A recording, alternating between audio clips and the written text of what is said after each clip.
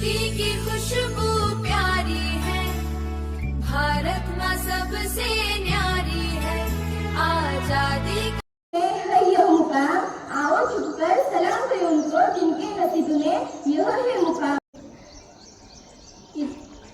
I wish you all a happy Independence Day. स्वातंत्र्याची ज्योत, आपण जो तिरंगा अभिमानाने फडकवतो त्या प्रत्येक रंगामागे एक कथा दडलेली असते. भगवा रंग आनंदाने साजरा करतात. 15 ऑगस्ट 1947 रोजी आपला देश ब्रिटिशांच्या ताब्यातून मुक्त झाला.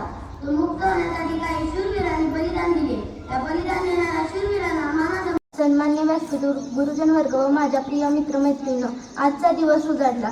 तोच मुळी एक वेगळ्या ऊर्जेचा आणि एका वेगळ्या अभिमानाचा. पण खेळ, कृषी व तंत्रज्ञान या सर्व क्षेत्रांमध्ये प्रगती करत आहे.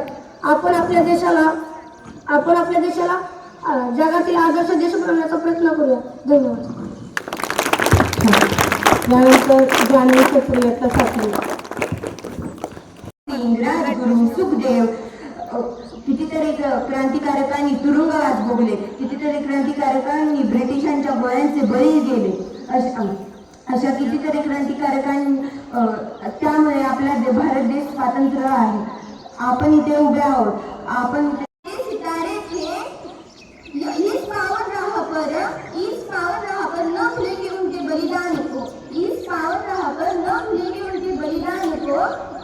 हर दिल में सदा रहेगा वीर जवानों का, हर दिल में सदा अमर रहेगा वीर जवानों का. शुक्रिया.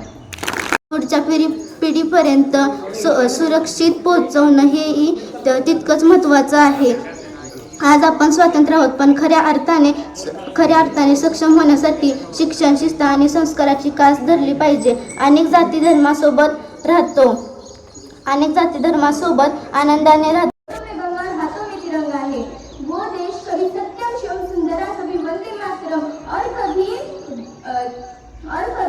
पंजाब, सिंध, गुजरात, मराठा, द्रविड़, उत्कल, गंगा है. मैं उस देश की नागरिक हूँ जिसको ठुकराए हुए के भी चलन की स्टील बन जाता है और 7 समंदर पार परदेशियों को भी अपने भाई बहन कहकर बुलाता है.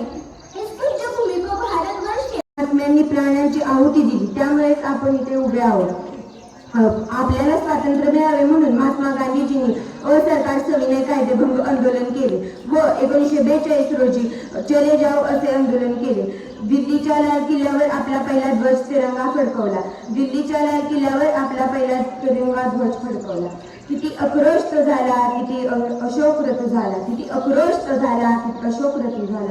किती रक्ताच्या नद्या वाहिल्या. सडा पडला मृतदेहांचा तेव्हा स्वातंत्र्य दिन उदयास आला. जय हिंद.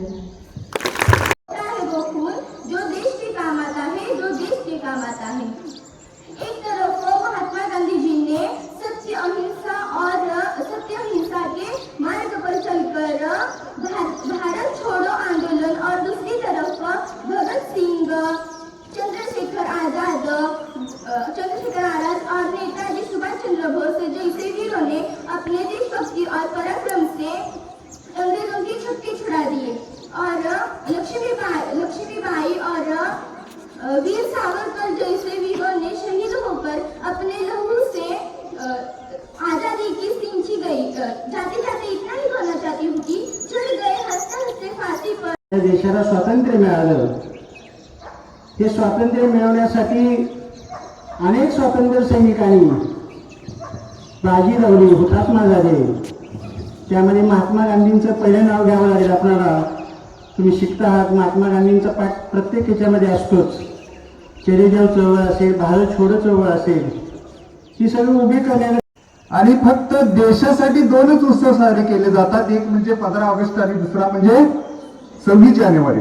हे राष्ट्रीय सण आहेत आणि ते खूप मोठ्या प्रमाणामध्ये साजरे केले जातात.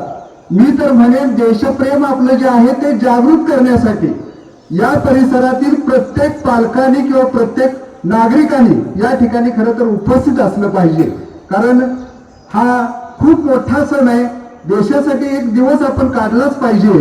तर तर या कार्यक्रमासाठी तरी मी देशासाठीच जगेन आणि देशासाठीच मरेन ही प्रवृत्ती तुमच्यामध्ये असली पाहिजे, तरच तुम्ही भावी एक चांगले नागरिक. अशिक्षित माणसं ती उचलू लागली तर सुशिक्षित कुणाला म्हणावा असा प्रश्न निर्माण होईल. खरं तर आपण सगळ्यांनी या बाबतीत सुद्धा पाहिलं पाहिजे की आपलं कुठं आता यानंतर सुद्धा खरं तर बघा आपल्या घरात आपण प्रामाणिकपणाने केलं पाहिजे. 4 वर्षापूर्वी मी याच ठिकाणी एक स्वप्न पाहिलं की माझ्या या मैदानामध्ये माझ्या या चिमुकल्यांचा चिवचिवाट दिसला पाहिजे, कारण केवळ 12 मुलं आमच्या पहिल्या या स्वातंत्र्य दिनाला. ज्यांच्या हातामध्ये ध्वज आहे त्यांनी तो व्यवस्थित घरापर्यंत जाईपर्यंत आपल्या हातामध्ये ठेवायचा आहे. कुठेही मध्ये कुठं पडला किंवा जमिनीवर पडून द्यायचं नाही. आज या ठिकाणी न्यू इंग्लिश स्कूल आगाशिवनगरमध्ये ध्वजारोहणाचा कार्यक्रम संपन्न होत आहे. यासाठी उपस्थित संस्था पदाधिकारी, शाळा व्यवस्थापन समिती आणि उपस्थित सर्व मान्यवर, बंधू भगिनी, माझे विद्यार्थी मित्र, माझे सर्व सहकारी, खऱ्या अर्थानं आज आपण इथं ध्वजारोहण केलं.